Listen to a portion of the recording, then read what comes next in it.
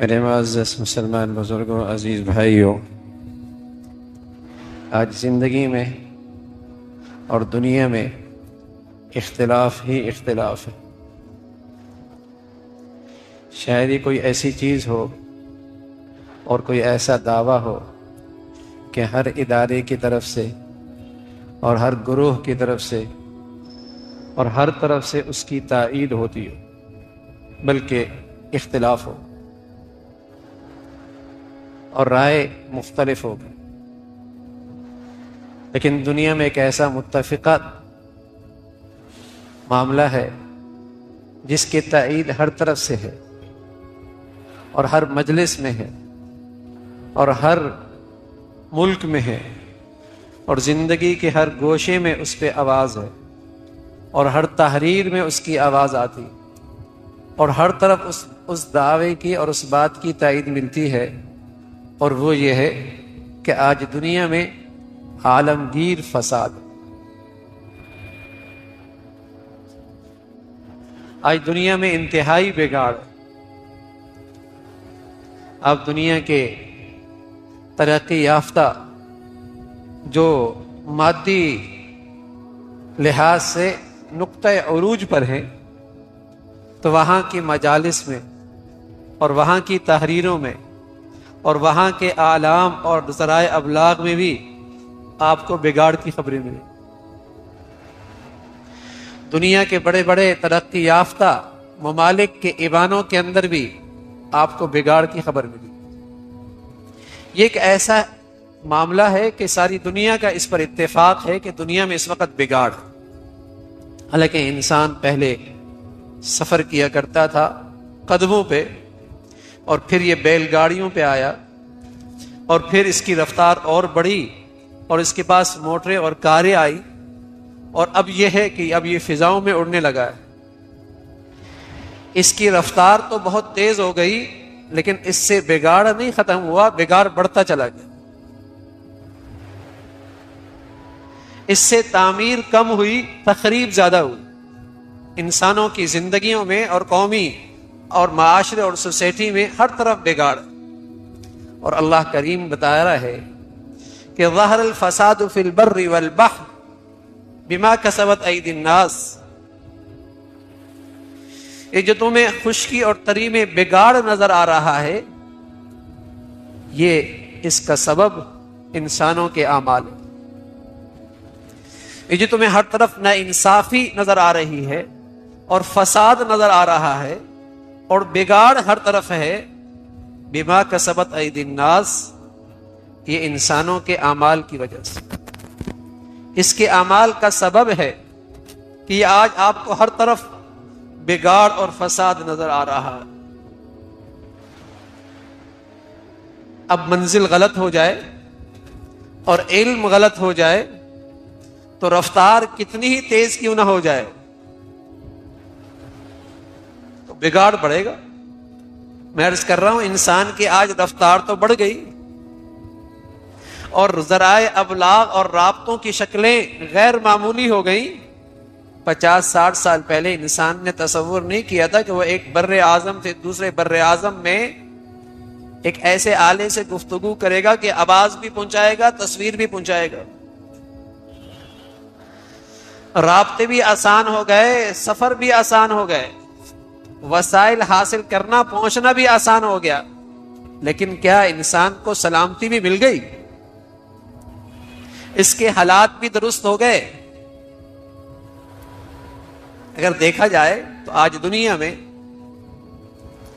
امیر غریب کے پاس زندگی کی چیزیں تو بڑھ گئی۔ اگر غریب سے غریب تر آدمی کو دیکھیے کہ پچھلے 30 سالوں میں اس کے گھر کے اندر بھی سامان بڑھ گیا۔ اس کے پاس چھت نہیں تھا، چادریں آ گئی تھیں، اور اب تو لنٹر ہو گیا۔ پہلے کئی دنوں کے بعد کھانا ملتا، اب روز کھانے پہ کئی ڈشیں ہوتی ہیں۔ امیر غریب کی زندگی میں پچھلے 30-40 سالوں میں چیزیں بڑھ گئی، وسائل بڑھ گئے، پیسہ بڑھ گیا، لیکن سچ بتائیے کہ آیا ان کی زندگی کی کوالٹی بھی اچھی ہوئی کہ سکون بہت ہو گیا؟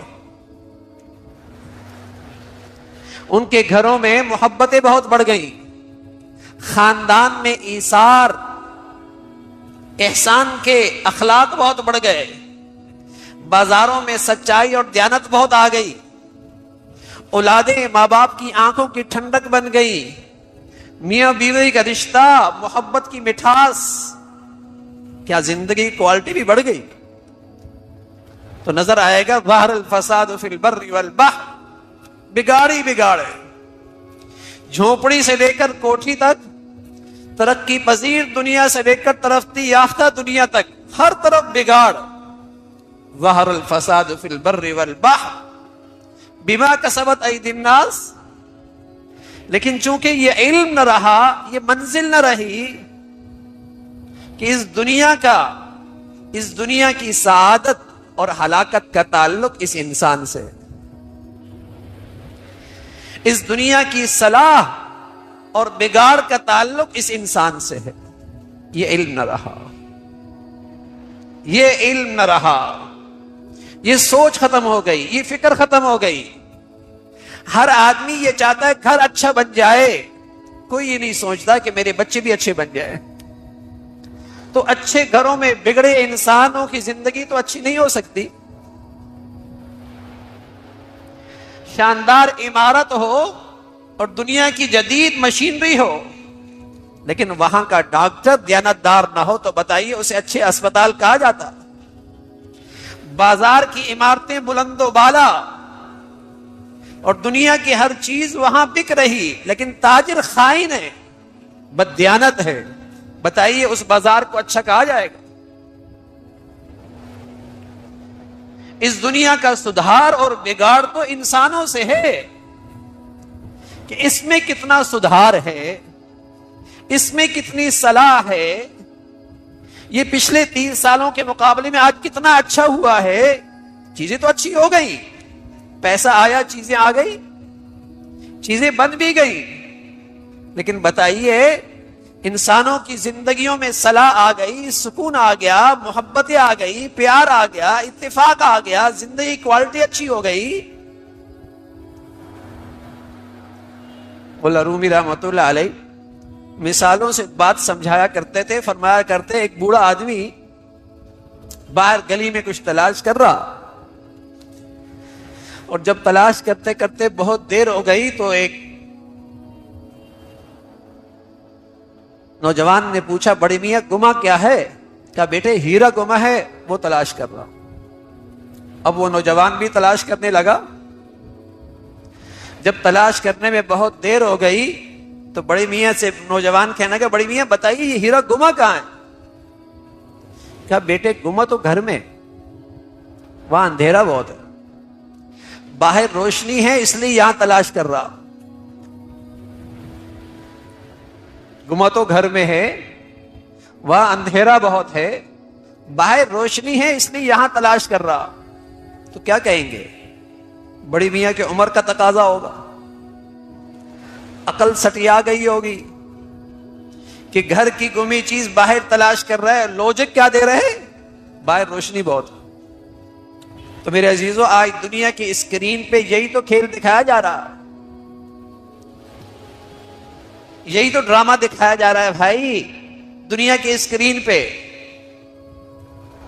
کہ زندگی کا سکون تو دل کے خانے میں، زندگی کا مزہ تو دل کے خانے میں، زندگی کی لذت تو دل کے خانے میں، زندگی کی محبت کی مٹھاس تو دل کے خانے میں گم ہو گئی، اور یہ زندگی کا سکون تلاش کرنے لگا زندگی کے اسٹیٹس میں،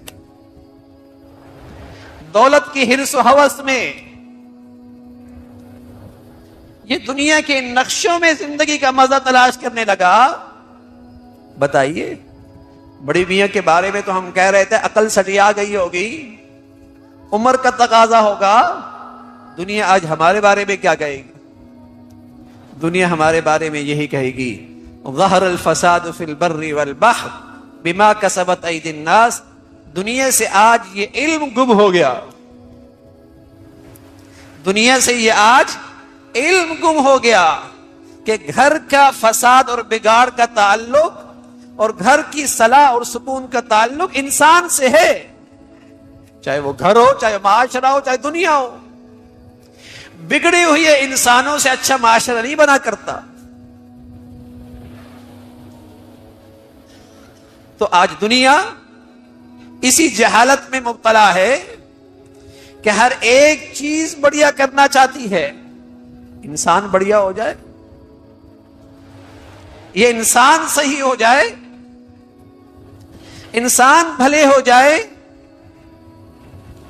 تو یہ علم کی سچائی جو قرآن نے بتائی ہے، یہ جو تمہیں دنیا میں بگاڑ نظر آ رہا، بما کسبت ایدی الناس، لوگوں کے اعمال کے سبب ہے۔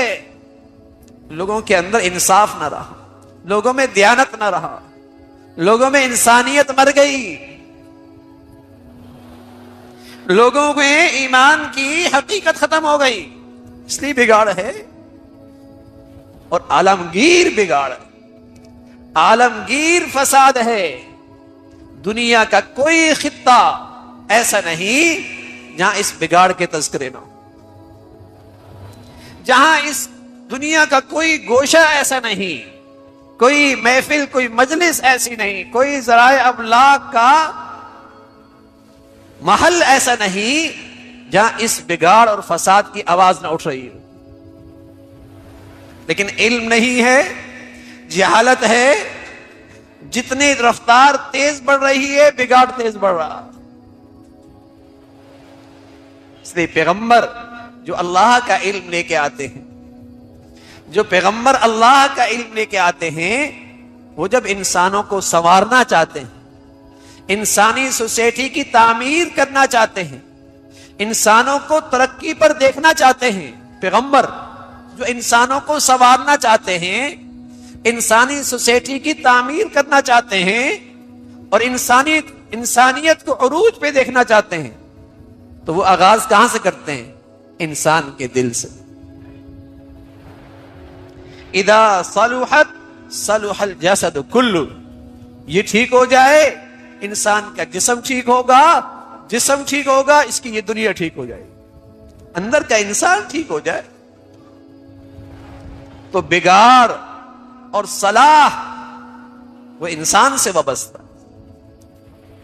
انسان سے وابستہ کہ یہ انسان کی زندگی کیسی ہے۔ تو میرے عزیزو، یہ وہ علم ہے جو آج دنیا سے گم ہوتا چلا جا رہا۔ ہر آدمی بہتری چاہتا ہے اور صلاح کا دعوے دار ہے اور آواز بھی اٹھاتا ہے، لیکن چونکہ علم وحی کا علم نہیں تو وہ سمجھتا ہے شاید ہر ایک کے پاس اس کی معاشی ضرورت پوری ہو جائے تو حالات ٹھیک ہو جائے گی۔ تو بتائیے جو دنیا کے ترقی یافتہ ممالک ہیں وہاں کیا ایسا ختم ہو گیا؟ بگاڑ ختم ہو گیا؟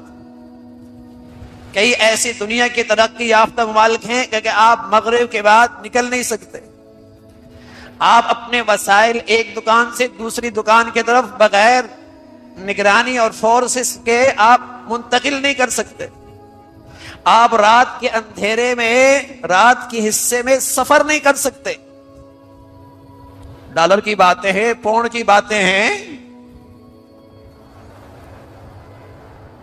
انسان کھا بھی لے، پی بھی لے، پہن بھی لے، اگر اس کا من ٹھیک نہیں ہوگا، ہوس پھر بھی ختم نہیں ہوگی، اور دنیا دیکھ رہی ہے اتنا ہے لیکن اس کا جرم بھی ختم نہیں ہو، اس کے جرائم بھی نہیں ختم ہو رہے۔ بھوکا تھا، کمزور تھا تو اس کا جرم بھی کمزور تھا، طاقت نہیں تھی تو اس کا جرم بھی کمزور تھا، صحت مند ہو گیا اس کا جرم بھی طاقتور ہو گیا، پیٹ بھرے ہوئے کا جرم بھی بڑھا، اس کے جرائم بھی بڑھ گئے، ضرورت پوری ہو گئی۔ کہا ان کو تعلیم دے دی جائے تب صلاح ہو جائے گی۔ ارے میاں، نری تعلیم سے اگر مسئلہ حل ہوتا تو آپ دیکھتے ہیں ایک آدمی زبردست قسم کا ہنر جانتا ہے اور وہ آپ کی گاڑی کا ڈیگ نکالتا ہے اور آپ کی گاڑی کا ٹائر نکالتا ہے اور دیر بھی نہیں لگاتا، ہنر تو اس کے پاس ہے، آپ کی گاڑی کا ڈیگ بھی نکال لیا اور کتنے ہوشیاری سے شیشہ توڑا اور آپ کا بیگ بھی گاڑی سے نکال دیا. ہنر تو ہے. آپ کی گاڑی کا ٹائر بھی نکال دیا.